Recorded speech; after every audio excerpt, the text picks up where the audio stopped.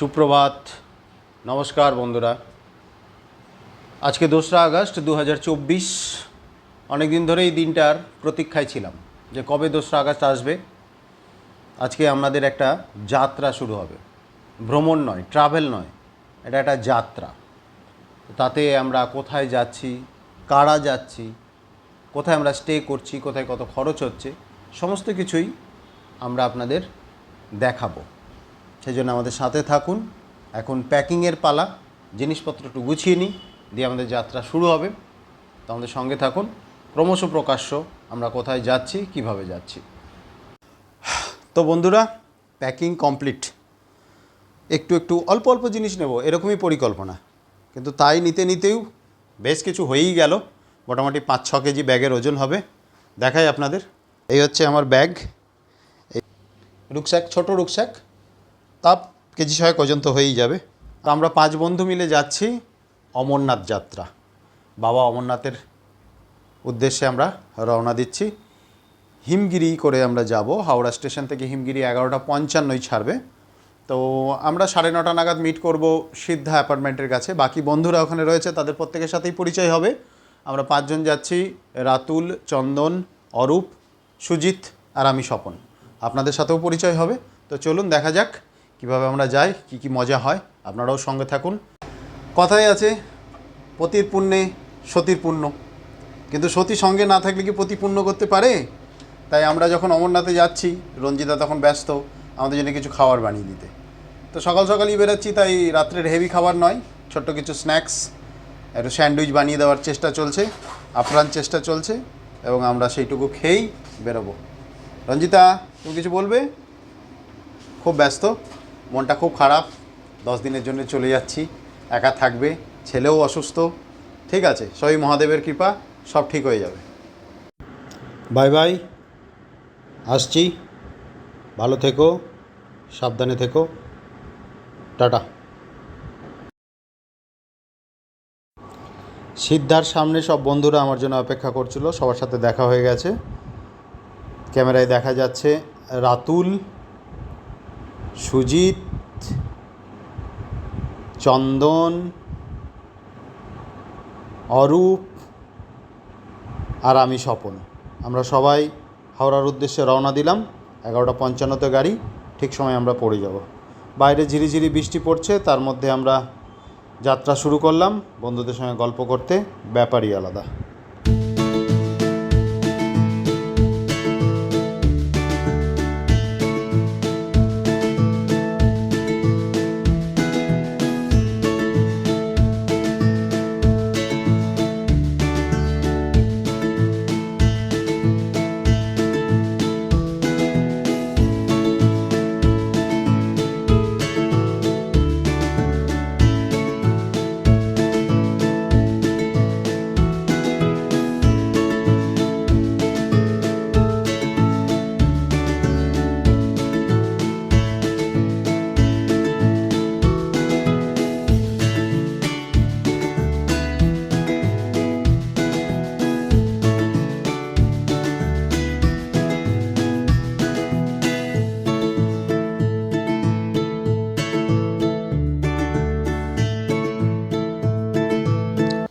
নির্ধারিত সময়েই আমরা হাওড়া স্টেশনে পৌঁছে গেলাম। সঙ্গে নিলাম 5 লিটারের জলের 4টে বোতল, কারণ 2 দিন আমাদের ট্রেনে থাকতে হবে। সেক্ষেত্রে এই জল আমাদের প্রচুর সাহায্য করবে। যাই হোক, ট্রেন সময় মতো 14 নম্বর প্ল্যাটফর্মে দিল। আমরা 14 নম্বর প্ল্যাটফর্মে ওয়েট করছিলাম। ট্রেন ঢুকলো, হিমগিরি এক্সপ্রেস। আমাদের টিকিট কনফার্ম হয়েই গেছে। B1 কোচ নাম্বার, সিট নম্বর 9, 10, 11, 12, 13। তো সেক্ষেত্রে বেশ মজা। একটা কূপের মধ্যেই আমরা 5 জন খাওয়া দাওয়া গল্পগুজব করতে করতে দিব্যি ট্রেনের যাত্রাটা উপভোগ করা হবে। প্ল্যাটফর্মে ফটো সেশনের পর্ব শেষ করে আমরা আমাদের নির্দিষ্ট সিটে গিয়ে বসলাম। চলুন দেখা যাক কীরকম যাত্রাটা হয়। ট্রেনের সিটে বসে, যেহেতু রাত্রের ট্রেন, আমরা খাবার সঙ্গেই এনেছিলাম চিকেন ফ্রাইড রাইস। বাসন্তীকে এই জন্য অনেক ধন্যবাদ। সঙ্গে দিয়েছিল একটা কাঠের হাতা, যেই হাতা দিয়ে আমরা সার্ভ করলাম। খাওয়া দাওয়া গল্প গুজব করলাম, আর খুব মজাসে আজকে রাতটা আমরা ঘুমিয়ে পড়লাম যার যার সিটে। প্রত্যেকেই আমরা খুব এক্সাইটেড ছিলাম। খাওয়া দাওয়া করে ট্রেনের দুলুনির সাথে আস্তে আস্তে ঘুমিয়ে পড়লাম। চলুন আপনারাও ঘুমিয়ে পড়ুন, দেখা হবে কাল সকালবেলা একদম সূর্য ওঠার সাথে সাথে। Good night. Good morning. আজ 3 তারিখ, সকাল সকাল আমরা সবাই উঠে গেছি, সবাই ফ্রেশ। এখন বাজে সকাল 8টা। চা বলা হয়েছে, চা আসছে, দেখা যাক ট্রেনের চা কেমন খেতে। আমরা সবাই চা খাবো। চন্দনদা উঠে গেছে। বাইরের প্রাকৃতিক দৃশ্যটা এরকম, ট্রেনের জানলায় বসে হাতে গরম চা আর এরকম প্রাকৃতিক শোভা দেখতে দেখতে আমরা এগিয়ে চললাম।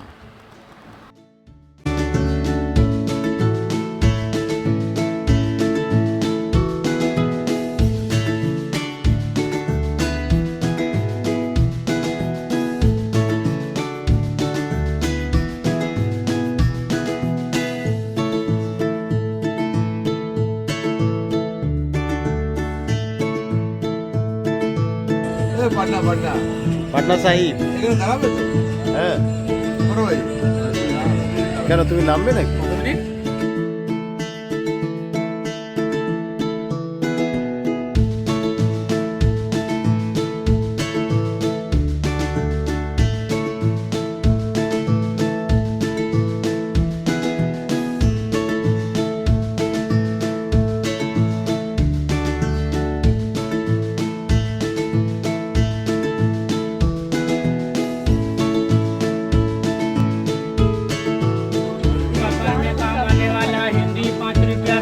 ताजा हिंदी 5 रुपया पेपर।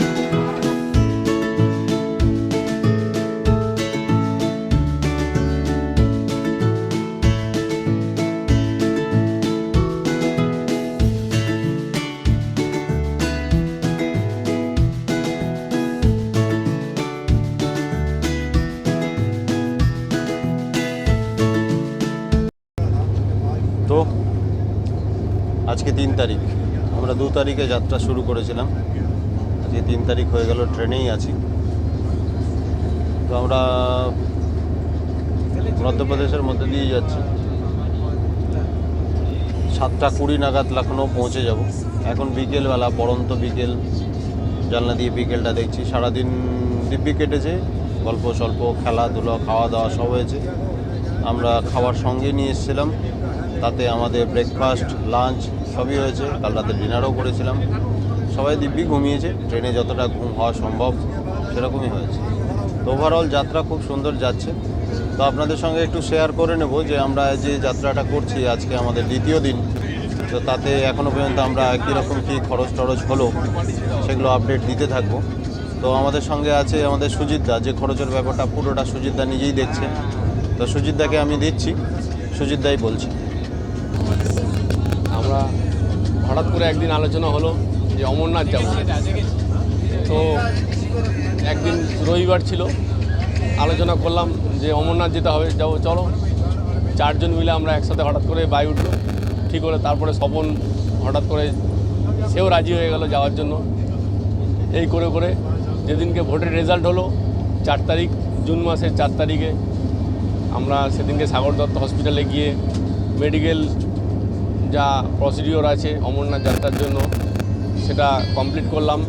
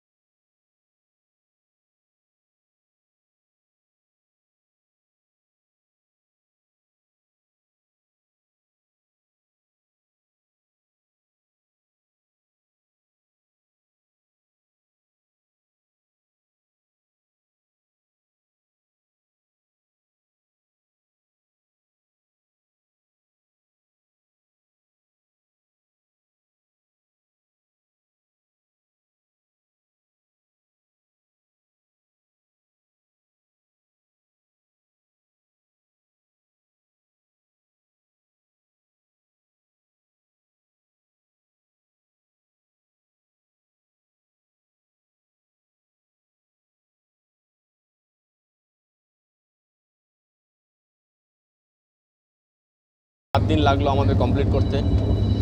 ইন্ডিয়ান টাইমে আমরা 5 তারিখে ট্রেনের টিকিটও কেটে ফেললাম। ভাড়া পড়লো আমাদের এসি 3 টায়ারে 2065 টাকা করে। একটা সিদ্ধান্ত হলো শ্রীনগর থেকে ফ্লাইটে ফিরবো। তো ফ্লাইটের ভাড়া নিল আমাদের 8564 টাকা করে। Good morning. আজকে ডে 3, 4 তারিখ 4 আগস্ট। আমরা ট্রেনেই আছি। সকাল সকাল উঠে চা ফা খেয়েছি। বন্ধুরা রয়েছে, এই আমার বিশিষ্ট বন্ধু, হাই। হ্যাঁ, রাতুল। আজকে আমরা নেমে যাব, নেমে আমরা কার্ডটা করে নেব, দিয়ে আমরা আজকে স্টে করে যাব জম্মুতে।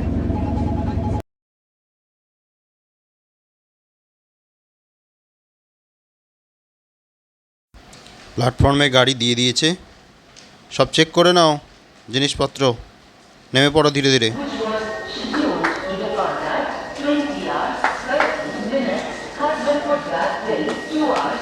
স্টেশন থেকে সবাই নামছে।